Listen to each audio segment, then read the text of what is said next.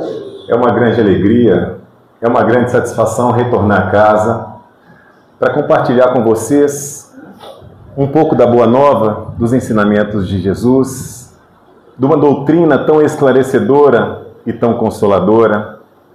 E hoje, não pela primeira vez na casa, eu me sinto extremamente confortável a conversar com vocês sobre os ensinamentos que a doutrina espírita nos traz. Mas antes de entrar no tema, eu sempre gosto de fazer os agradecimentos. Eu gostaria de agradecer a todos os trabalhadores dessa casa, o qual é importante essa doação de tempo, essa dedicação de todos os nossos irmãos. Às vezes, nós procuramos uma maneira para poder entender a palavra. Muito obrigado, está ótimo. A palavra caridade, mas Jesus nos ensinou de forma muito clara que a verdadeira caridade é um ato de você doar um pouco de você. Não que as doações materiais, financeiras não sejam importantes. Elas são extremamente importantes. Mas o fato de você doar o seu tempo, doar um pouco do seu amor, da sua compreensão, de você sentir um pouco a dor do seu próximo e poder estar ali ajudando sem interesse nenhum. Essa é a verdadeira caridade. Quando você faz aquela doação, mas não espera nem um muito obrigado, porque não precisa, porque você já recebeu aquela alegria, aquela satisfação de poder estar ali ajudando. Esse é um dos principais, ou o principal pilar dessa doutrina tão consoladora. Eu chamo a caridade de amor em movimento.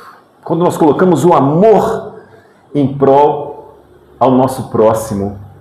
E nós somos sempre o primeiro a ser beneficiado. Quando eu faço uma oração para as pessoas que estão do outro lado do mundo em guerra ou em fome, eu me conecto à fonte criadora pedindo Pai, eu peço paz, eu peço alimento para esses irmãos e aquela luz é emanada primeiramente dentro de mim para depois tomar um endereço energético até aqueles irmãos necessitados.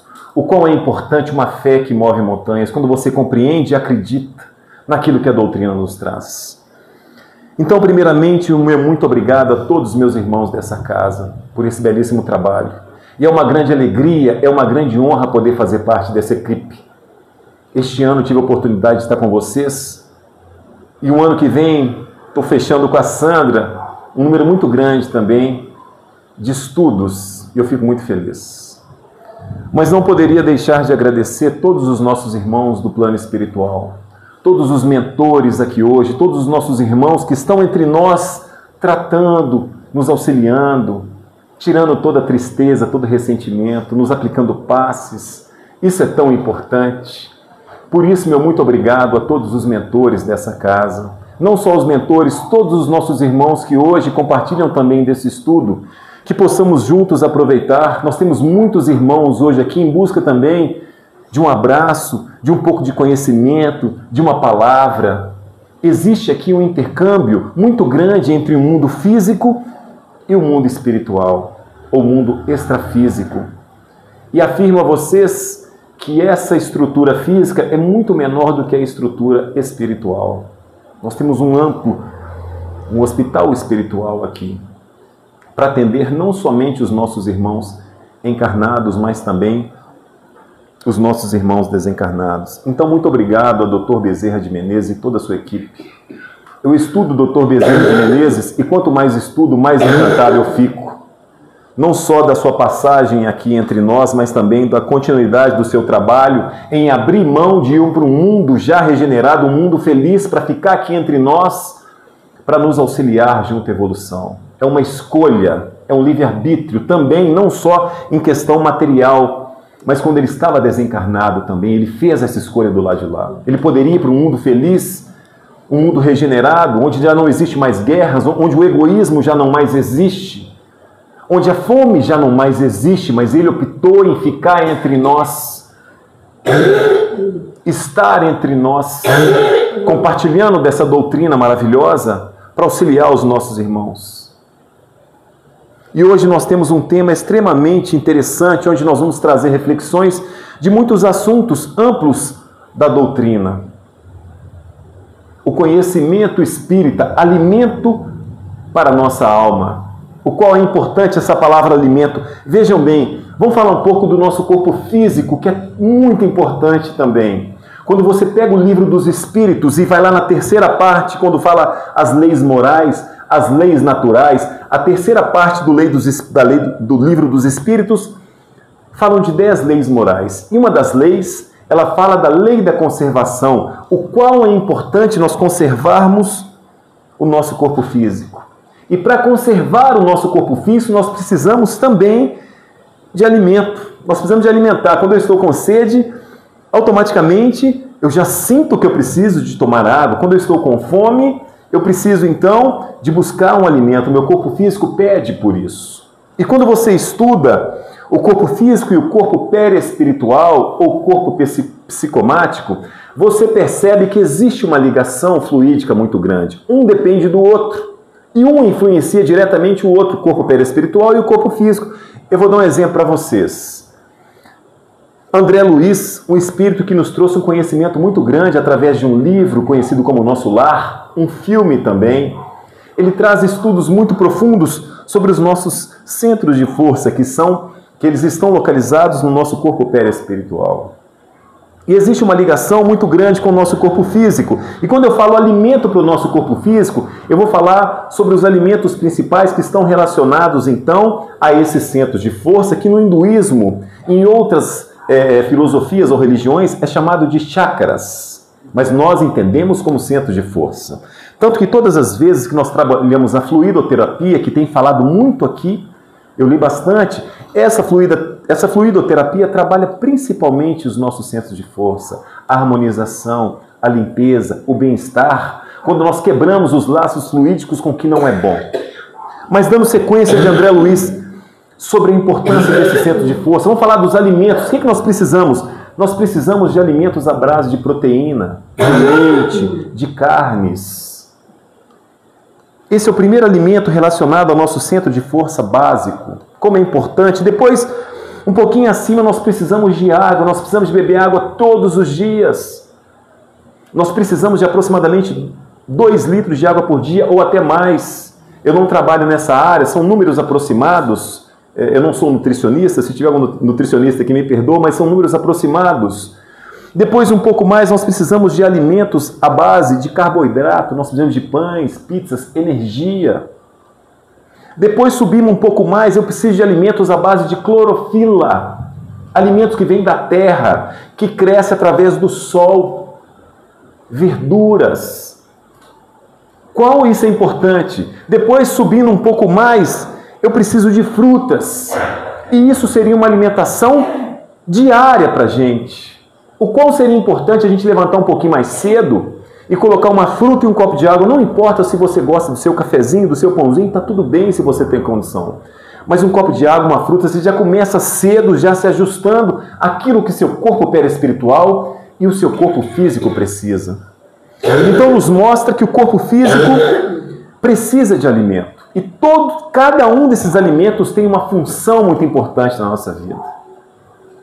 Então, Elverson, não adianta então eu sair todos os dias correndo, fazer um fast food, almoçar com pressa. Não, meu irmão. Você vai ter problemas futuramente. A pressa é inimiga da perfeição e a única perfeição que nós temos é a inteligência suprema, é a fonte criadora que nós chamamos de Deus. Então a pressa não combina com essa fonte criadora. Vamos frear um pouquinho, vamos ter um pouquinho mais de calma. Vamos parar para tomar uma água, vamos parar para comer um alimento. Isso é tão importante. Esse ensinamento está tão relacionado às coisas espirituais. É tão importante você falar, eu não bebo água, eu não gosto muito de beber água. Não é uma escolha, não é uma opção. Você está encarnado, você tem um corpo físico e o seu corpo físico precisa. E se você deixar de tomar essa substância, água, isso vai prejudicar todo o seu corpo perispiritual. Vai prejudicar todo o seu trajeto e posteriormente pode trazer problemas que vai resultar em doenças. Então, eu falo com meu filho, vai no self-service, ele coloca de tudo no prato. Mas cadê o verdinho, filho? Meu filho, cadê o verdinho no prato, meu filho? Pode voltar lá e colocar um pouquinho de verdinho. Isso é muito importante.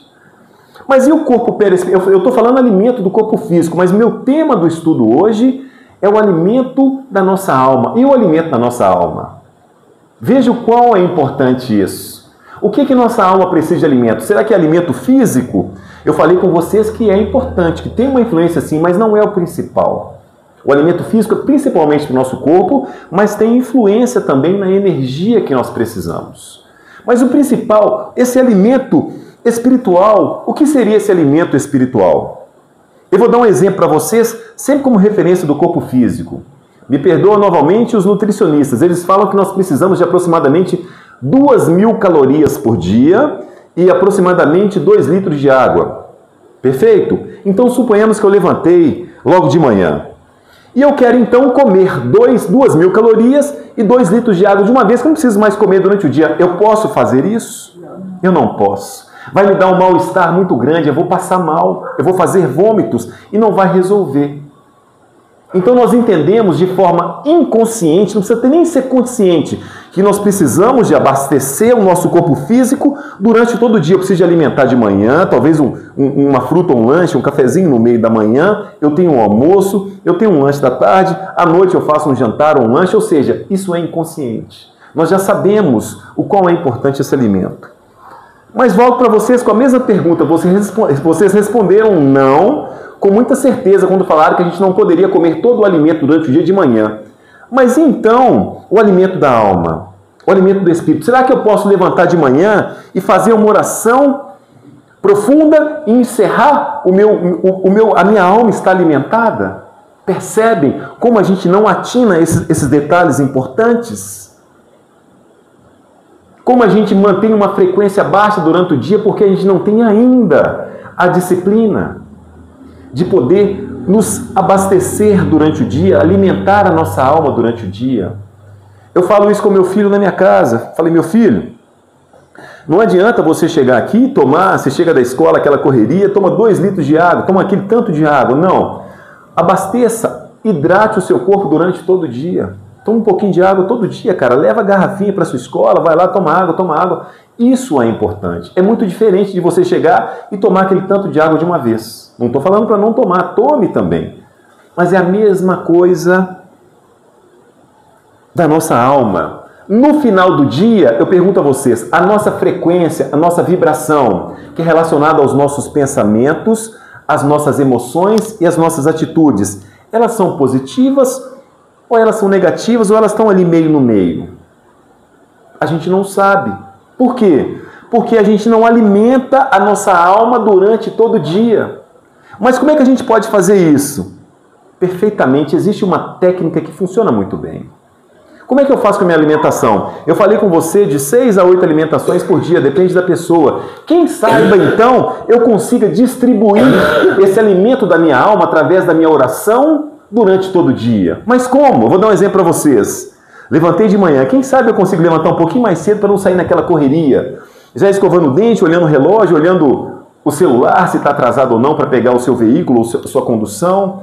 Quem sabe de manhã, antes de tomar aquele café ou uma água, a gente faz uma oração, a primeira oração do dia. Uma oração simples, espontânea, você não precisa decorar textos e orações, uma conversa diretamente com seu pai, que é Deus. Ou então com seu irmão mais velho, que te trouxe um ensinamento infinito, que te ama incondicionalmente, que é Jesus.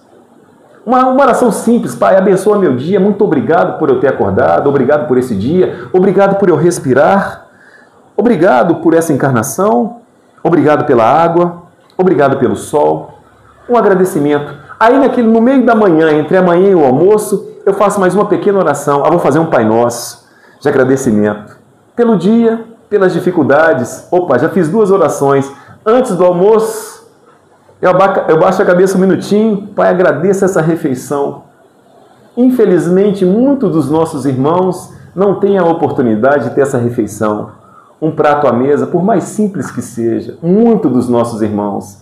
Eu já trouxe essa estatística para vocês aqui, que 10% da população mundial não tem acesso ao alimento. Sabe o que é isso? 10%. É uma quantidade muito grande de pessoas, de irmãos, de não ter o alimento. Então, se você tem naquele momento a gratidão de agradecer ali aquele alimento, e assim sucessivamente. Não precisa ser orações compridas. Aquela pequena oração já faz você elevar a sua frequência, já faz você respirar um ambiente melhor. Se você tiver ficado nervoso ou triste por algum motivo, você já está começando a mudar aquela frequência. É o poder da oração, é o poder da vibração. Aí quando você chega em casa, agradeça a Deus por ter uma casa. Quantos milhares, bilhões de nossos irmãos não têm uma casa, não têm um chuveiro quente, não têm essas oportunidades que nós temos. Um simples agradecimento. E antes de dormir, que seja aquela simples oração: Santo anjo do Senhor, meu zeloso e guardador, se a ti me confiou a piedade divina, sempre me rege, me guarde, me ilumine, me governe, amém. Agradecendo então o seu protetor, que eu chamo de mentor, que nos acompanhou durante todo o dia. Ou então, salve Rainha, Mãe de Misericórdia. Obrigado, Santíssima Maria, pelo dia. Obrigado, Mestre Jesus. Você finalizou o dia com aproximadamente de 6 a 8 orações simples. Eu afirmo para vocês, no final do dia, quando o nosso amado Santo Agostinho nos fala, no final do dia, quando ele nos fala para você fazer uma reflexão sobre todo o seu dia, você vai perceber que as suas vibrações foram positivas. Então, meus irmãos, em vez de a gente fazer uma oração grande, tomar 2 litros de água por dia, ou então comer 2.000 calorias por dia, que a gente distribua o alimento, mas também distribua as nossas orações, sem nenhuma vergonha, no seu trabalho, fazendo compras, lavando a louça, não importa o que seja, mas é uma maneira de conectar. E isso não é fácil. Muitas vezes eu fico me lembrando: esqueci disso, esqueci daquilo, vamos lá, vamos ter disciplina. Essa é a primeira parte do nosso estudo, o alimento para a nossa alma. E o primeiro alimento que a nossa alma precisa é de oração. Oração para quem? Para que nós possamos então manter as nossas frequências elevadas. Essa frequência é o quê? É os nossos pensamentos, é as nossas emoções, controlar as nossas emoções, tirar de nós o medo, tirar de nós a culpa, tirar de nós a raiva, começar a caminhar com alegria, com gratidão.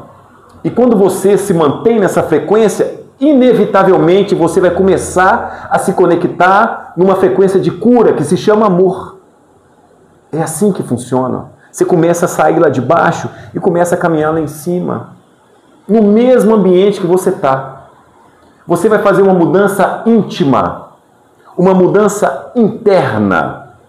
Eu me recordo, quando eu estudei um pouco as religiões, e eu lembro que a Igreja Católica, que tem todo o meu respeito, eu tenho formação por ela quando eu era mais jovem, eu lembro que ela trabalhava muito a questão do batismo. E eu falo isso com muito respeito. Depois tive a oportunidade de estudar um pouco mais sobre isso que nos foi trazido. E quando você estuda em aramaico, em hebraico, as línguas que Jesus traduzia, quando você vê que a palavra batismo se fala em baptimum.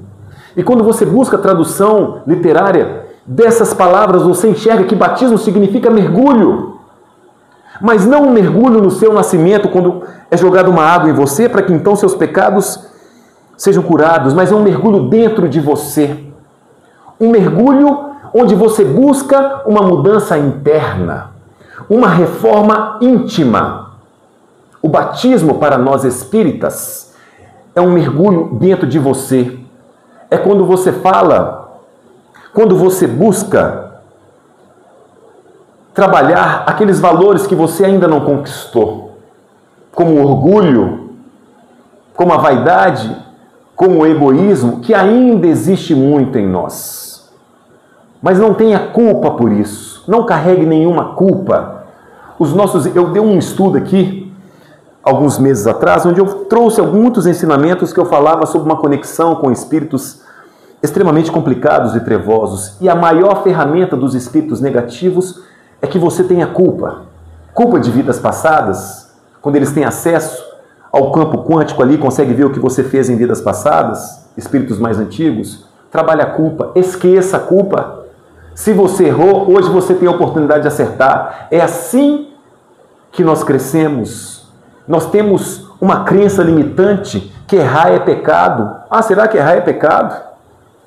Errar é pecado? Então eu entro na encarnação, eu sou um espírito puro e não vou errar? Errar não é pecado. Errar faz parte do nosso crescimento espiritual. O que não faz parte do nosso crescimento espiritual é se manter no erro quando você é capaz de enxergar. Essa é a grande diferença. Então esqueça a culpa. Você não é mais culpado do que você fez. Se você fez, você ainda estava nas trevas da ignorância. Você foi colocado aqui juntamente ao Pai exatamente para que você possa expandir a sua consciência e compreender que você hoje não precisa ser mais o você de ontem. Que é possível mudar. Isso que a doutrina dos espíritos, nós chamamos de espiritismo, vem nos ensinar.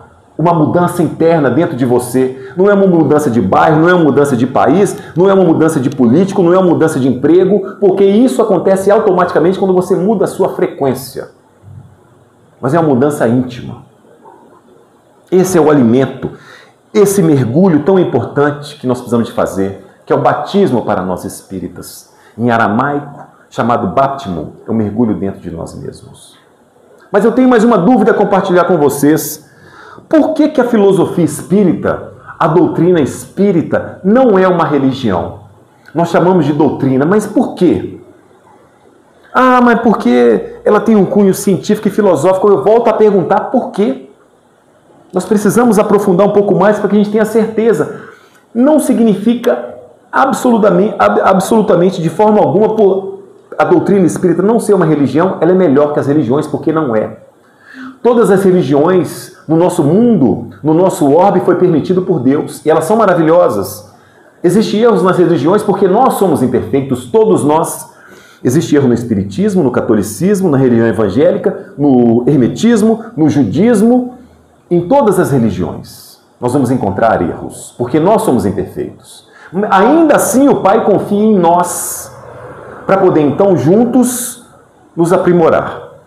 É assim que funciona? Mas voltando ao assunto, por que então que a doutrina espírita não é uma religião? E eu trago um pouco de história para vocês.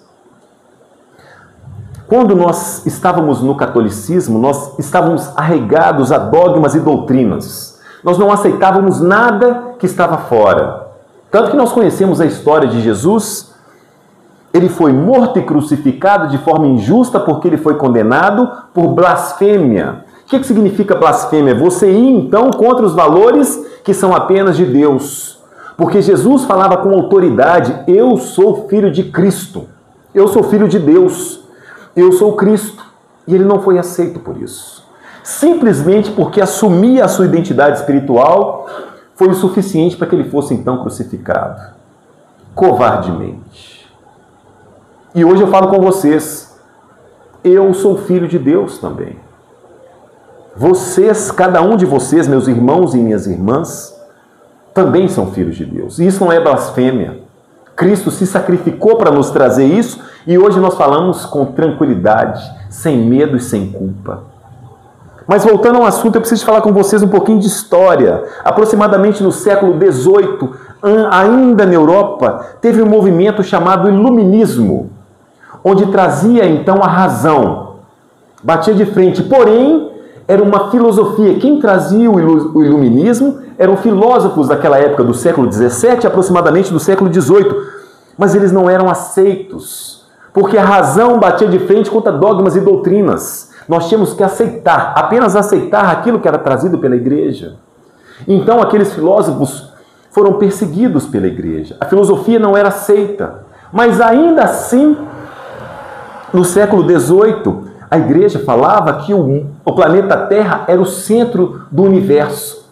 E um físico chamado Galileu disse que não, que o planeta Terra e todos os outros planetas, eles giravam em torno de um Sol. Ele também foi perseguido, porque isso era considerado heresia. Isso ia contra os valores da igreja. Era como se você fosse contra Deus. E não era aceito. Então os filósofos foram perseguidos, os cientistas também foram perseguidos e não foram aceitos. Ou seja, não tinha nenhuma conexão entre filosofia ciência e religião. Mas em 1857, saindo do século XVIII e indo para o século XIX, o Consolador prometido por Jesus na última ceia, quando ele disse que mandaria um Consolador que ficaria entre nós, nós recebemos então, através do codificador Allan Kardec, que começou em 1850, através do fenômeno mediúnico das mesas girantes, que é um processo científico, é uma ciência de observação.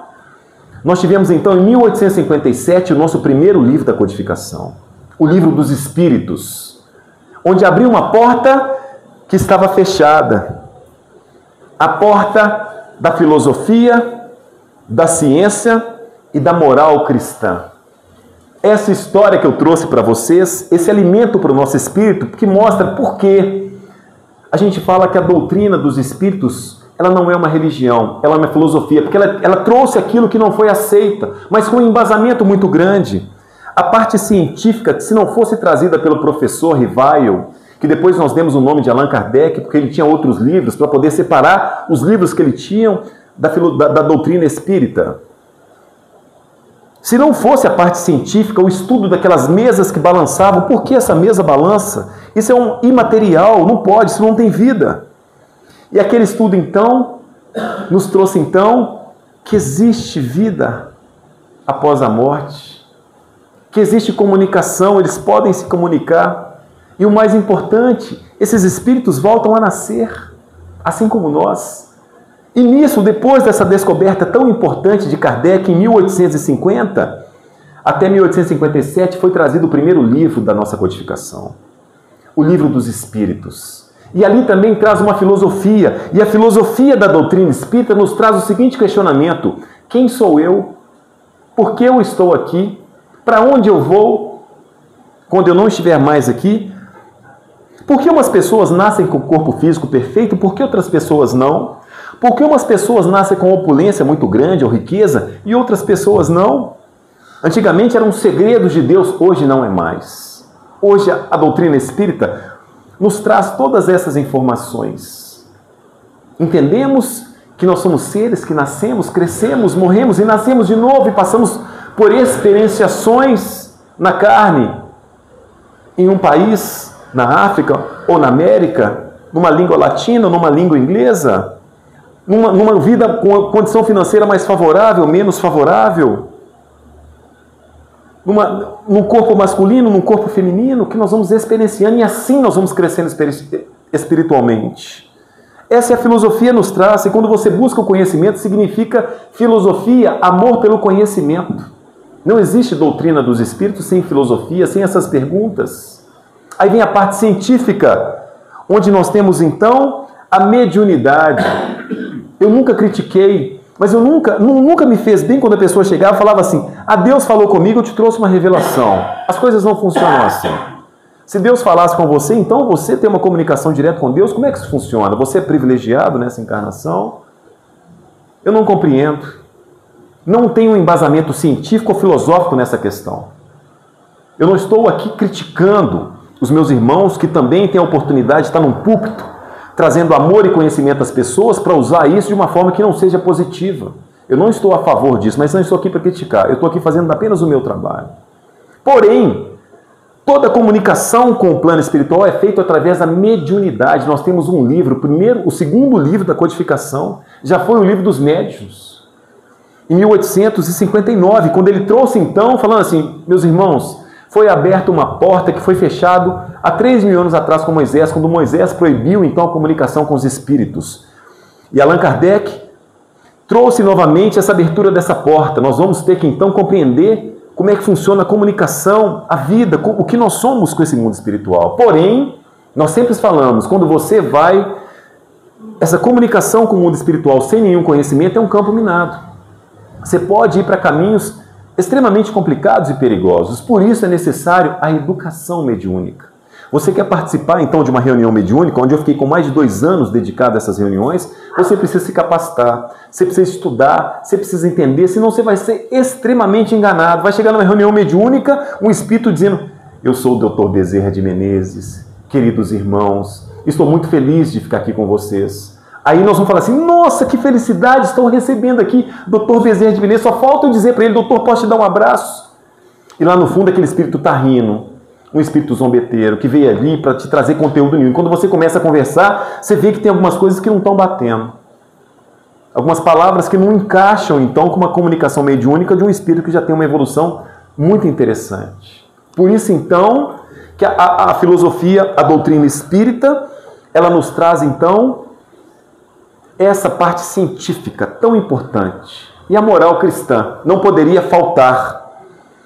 Porque a doutrina espírita ela é baseada, sim, nos ensinamentos de Jesus. As pessoas têm dúvida se o espiritismo é cristão, é 100% cristão. Porém, o nosso livro, não que a Bíblia, nós já estudamos a Bíblia, mas nós temos outros livros trazidos pela filosofia espírita que nos traz os ensinamentos do Cristo sem nenhum véu. São aquelas parábolas pelo qual nós não compreendíamos, que hoje é trazido de forma direta. Quando Jesus disse há 2000 anos atrás, meu reino não é deste mundo, quando ele falava da imortalidade da alma, há 2000 anos atrás, nós que estávamos encarnados, muitos de nós ali, não éramos capazes de compreender. Hoje nós somos. Quando Jesus falou então com Nicodemos, um doutor da lei, é necessário nascer de novo, é necessário nascer de novo para ver o reino dos céus.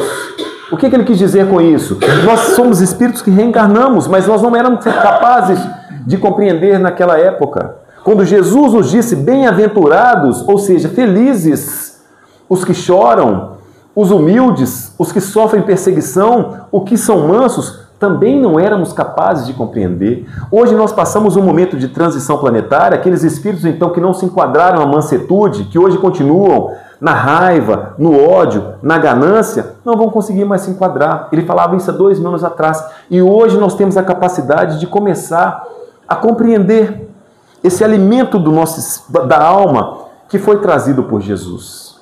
O quão é importante esse ensinamento.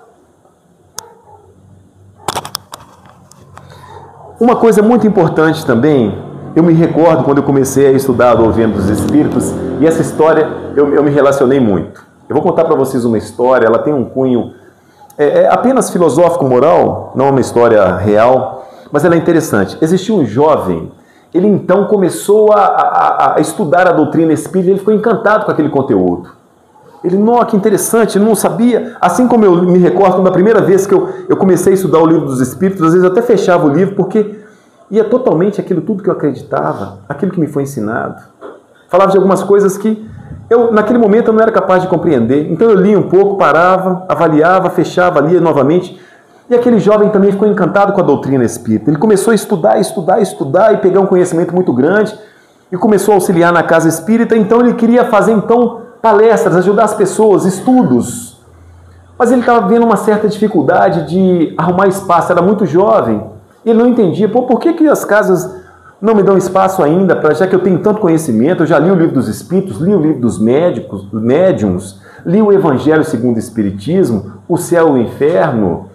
Então lia os livros da doutrina, acompanha André Luiz, por que será então que eu não estou tendo esse espaço? E um certo dia ele foi para casa e ao dormir ele teve um desdobramento. Eu vou esclarecer o que é isso. O nosso espírito, meus irmãos, não dorme, apenas o nosso corpo físico. Então quando nós dormimos, o nosso espírito ele tem ele se desdobra, ele sai do nosso corpo físico e vai para locais onde ele tem uma sintonia. Ele ainda está ligado ao corpo físico. Quando você acorda, automaticamente ele é ligado normalmente. Existe um cordão fluídico que nos une, mas ele é livre para ir onde ele tem sintonia. Por isso que é tão importante uma oração antes de dormir, evitar esses conteúdos pornográficos, filmes de terror, porque senão você vai se sintonizar exatamente para aqueles locais extrafísicos que você está.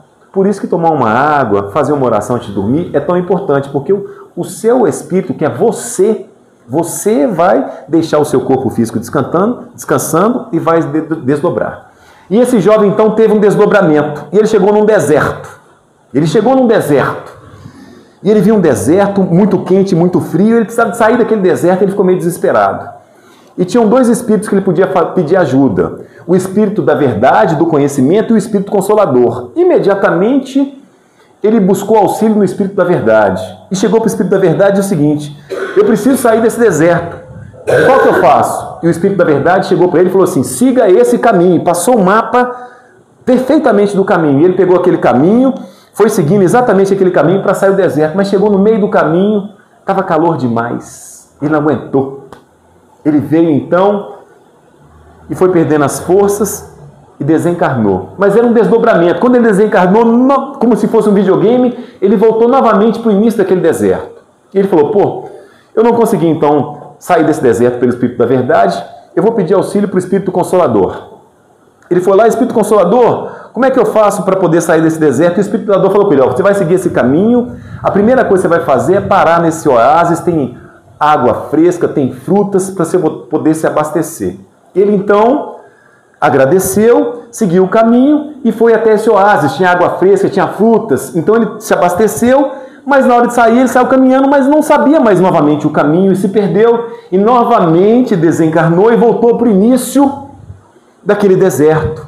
E ele percebeu então que não basta ele saber apenas a verdade e não ter no coração o amor, o consolo. Não basta apenas a caridade, mas não ter conhecimento da verdade.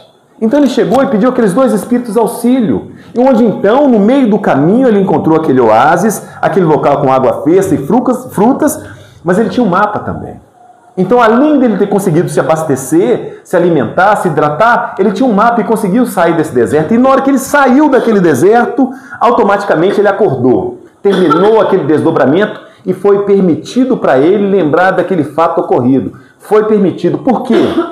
Porque ele precisava daquela resposta. Meu filho, por que você não conseguiu dar mais um passo na sua caminhada espiritual? Você é um garoto que estuda tanto, que entendeu, um jovem, entendeu tanto, porque não adianta tanto conhecimento sem amor, sem carinho. A filosofia espírita é uma doutrina que a primeira coisa quando a pessoa entra naquela escada, ela é acolhida. Depois, então, ela tem acesso a todo o conhecimento. Quando chega uma mãezinha aqui que perdeu o seu filho, que foi embora antes da hora, não antes da hora dele, mas antes da hora do entendimento dela, ou seja, é muito difícil uma mãe enterrar um filho.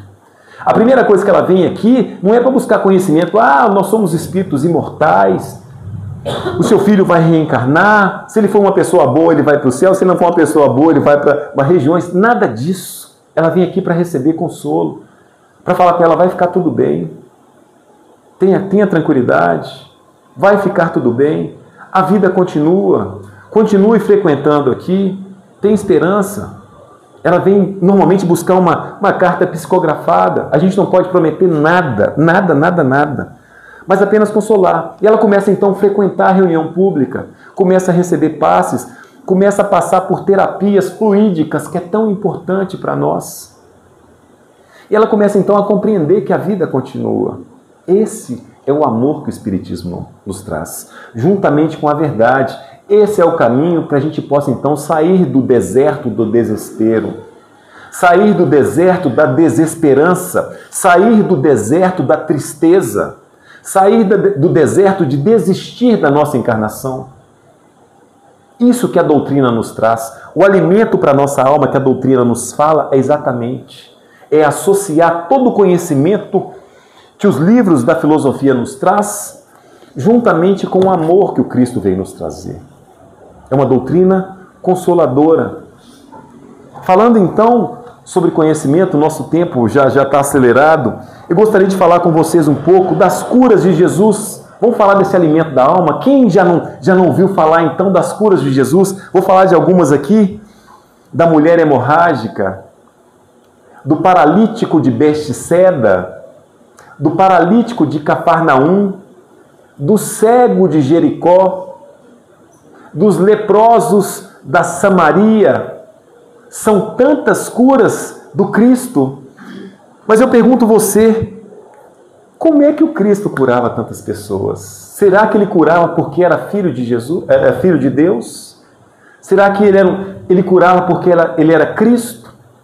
Porque essa informação já não mais me abastece.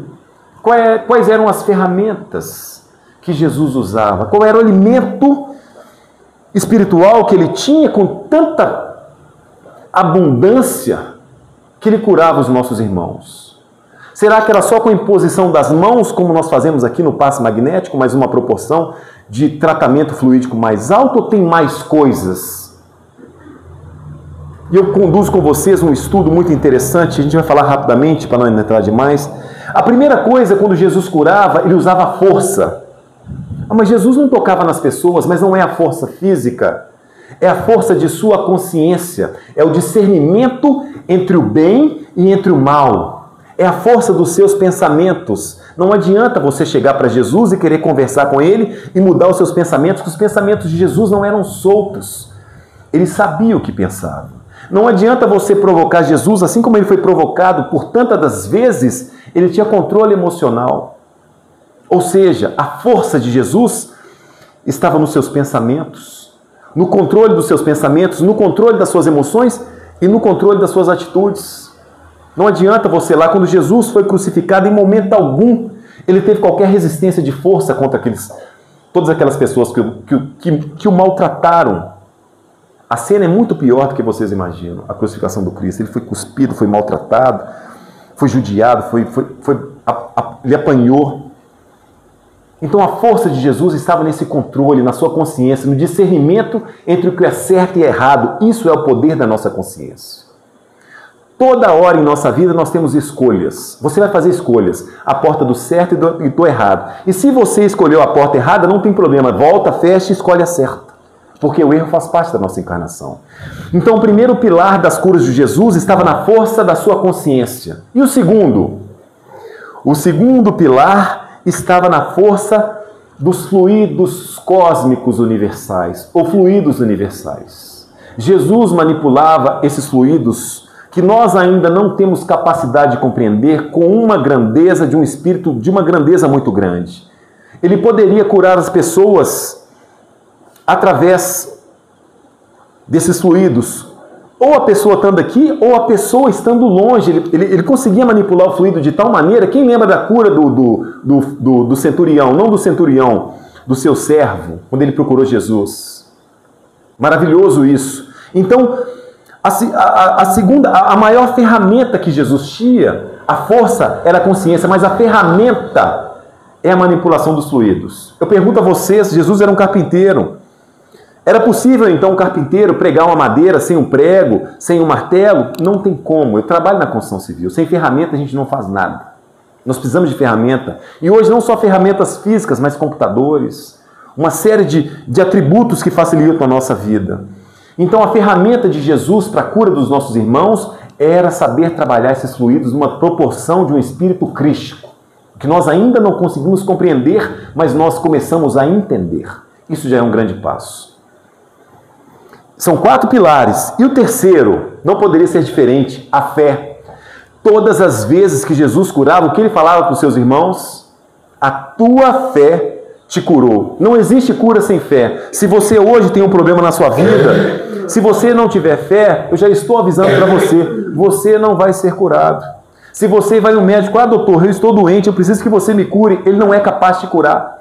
Ele é capaz de auxiliar no seu tratamento, mas você, juntamente com a equipe médica, com sua fé que transborda montanhas, você é capaz de curar.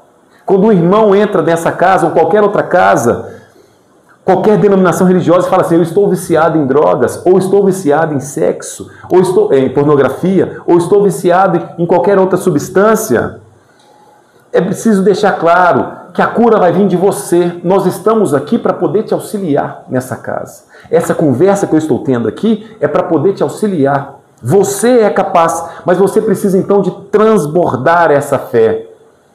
Essa é o terceiro elemento de Jesus. O primeiro é a força. O segundo, os fluidos, é a ferramenta. A fé é a chave.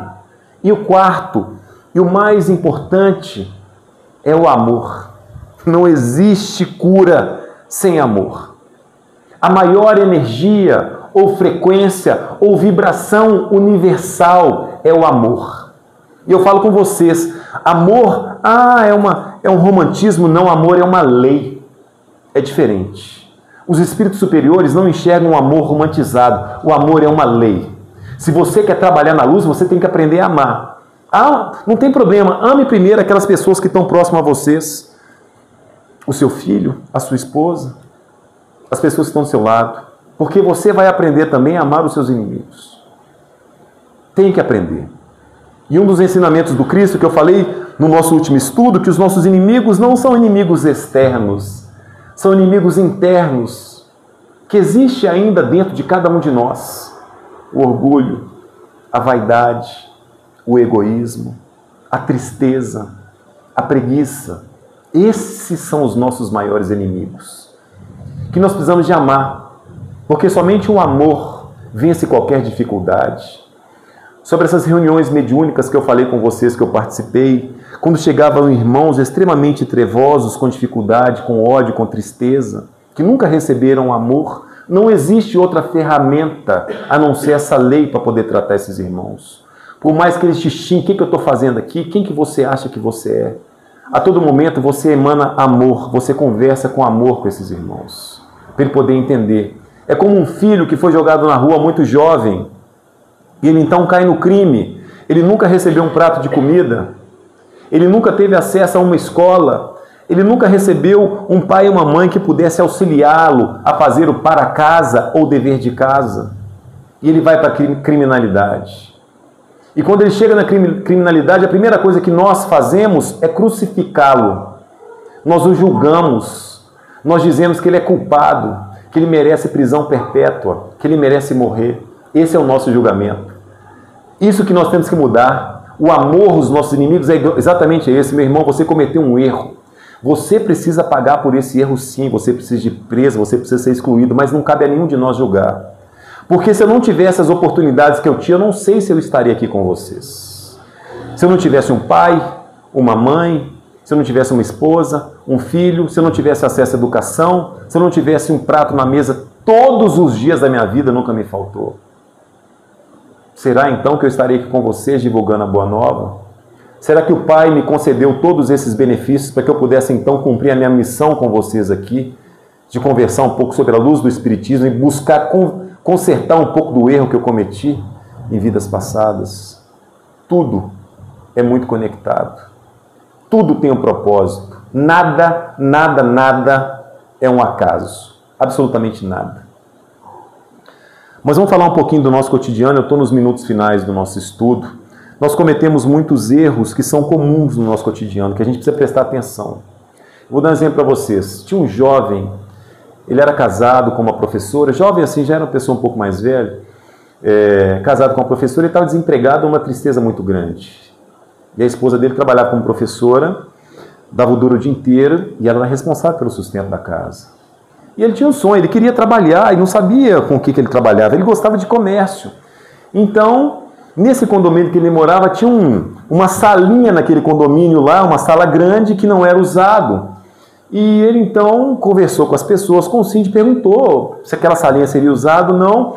E ele conversou com o síndico e perguntou se poderia montar uma lanchonete naquele condomínio para vender sanduíches, macarrão na chapa, bebidas. E o síndico foi e falou, tem que conversar com o conselho, é um condomínio muito grande de prédios, eu tenho que conversar com o condomínio para ver se é possível. E a gente te dá o retorno. Aí o condomínio falou com ele que seria possível sim, ele ficou numa alegria imensa, fez um curso para poder aprender a fazer, manusear o sanduíche, o macarrão na chapa, ele ficou numa alegria muito grande. Falou, consegui um trabalho próximo da minha casa para ajudar no sustento da minha família, e o condomínio é muito grande, eu tenho certeza que eu vou vender muito. E vejam bem, a esposa dele saía da escola às 5 horas da tarde, 6 horas abria o comércio, ela ia 6 horas ajudar na cozinha a fazer os alimentos. Vocês verem o que é um casamento sólido, o que é um casamento bacana. E eu estou falando com vocês de alimento para a alma, não se esqueçam que a gente tem que alimentar tudo na nossa vida. Um casamento somente pagando boleto, cuidando de filho, não vai se sustentar. É preciso de alimentá-lo. Alimentá-lo como? Com amor. Às vezes um almoço junto, um jantar, às vezes se arrumar, se perfumar para quem? Para o seu trabalho, para uma reunião? Não. Para sua esposa. Às vezes chegar para sua esposa, você está bonita hoje. Você está bem? Como é que estão as coisas? Vamos sair, vamos passear? Deixa as crianças aqui hoje? A gente está apertado. Não, mas isso não vai mudar tanto o nosso orçamento, não. Mas voltando ao assunto desse jovem. Então ele conseguiu o que ele sonhava. E começou a vender muito naquele condomínio. Toda hora chegava o telefone lá dos condôminos pedindo lanche. Porque o condomínio era muito grande. Se não me engano, era 11 torres. Então você imagina. Era um condomínio simples, mas interessante. Mas passado o tempo, o que aquele jovem falou? Esse povo desse condomínio é muito folgado, porque eles querem que eu entregue o lanche dentro do apartamento deles. E eu não vou fazer isso não. Eu vou aumentar o preço, se quiser que faça entrega, eu chamo o motoboy aqui, o motoboy entrega. Vejam bem, meus irmãos, como nós somos ingratos. Eu vou falar com vocês do lado de lá o que acontece no plano espiritual. Quando aquele irmão, ele teve um desejo, ele teve um pensamento e um desejo, ele abriu uma frequência que abriu portas para que aquele sonho se realizasse. Provavelmente a esposa entrou em conexão com a oração. Ou seja, ele pensou e sentiu. Ele conseguiu atrair, através da espiritualidade, aquele benefício de conquistar um sonho. Ele fez por parte, ele fez um curso, ele acreditou e fez. O que aconteceu? Ele entrou feliz.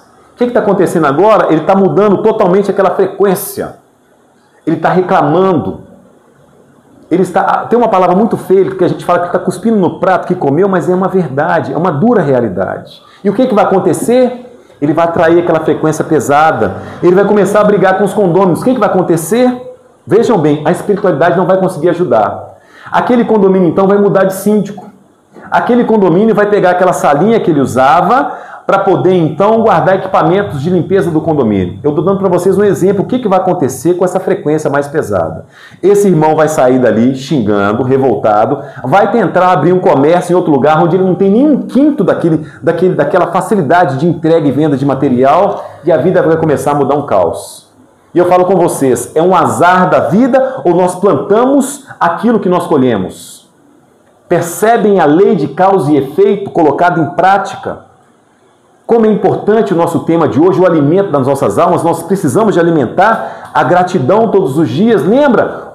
Levantamos um lanchinho, o almoço. Esse é a grande diferença da nossa vida.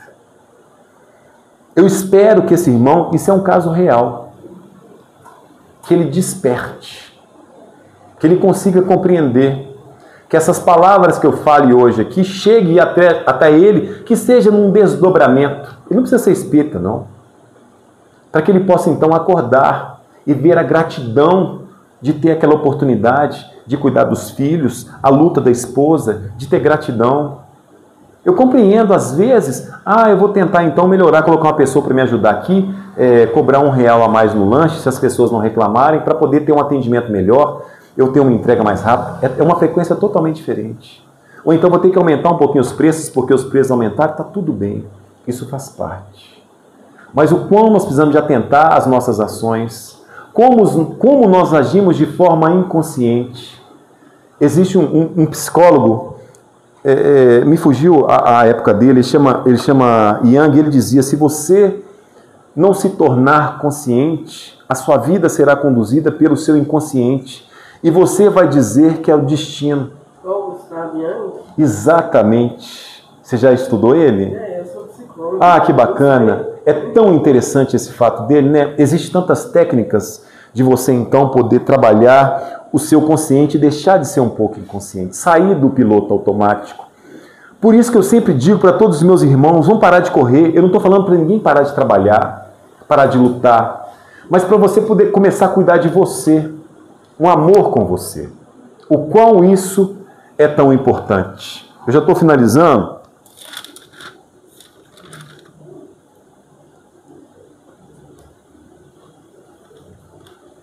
Bom, então só para a gente não esquecer, eu acho que é meu último encontro com vocês esse ano. Muito feliz de ter passado esse ano com vocês e muito feliz de poder passar com vocês o ano que vem também, em algumas segundas e terça-feiras. Que a gente possa então não esquecer da caridade. Natal é uma época muito importante, o Ano Novo também, nós trocamos presentes e isso é muito bonito, isso é muito importante, nós nos tornamos mais caridosos uns com os outros. O amor flui com uma frequência mais forte dentro das nossas vidas. Nós nos conectamos a essa frequência de amor. Mas não nos esqueçamos da caridade que Jesus vem nos trazer. Da benevolência, da indulgência com a imperfeição dos nossos semelhantes e com o perdão daqueles que nos ofenderam durante todo o ano. Que possamos então perdoar, que possamos compreender a dificuldade do nosso irmão e, sobretudo, nos doar através da senda do amor. Muito obrigado a todos. Foi uma alegria muito grande estar com vocês e gratidão eterna.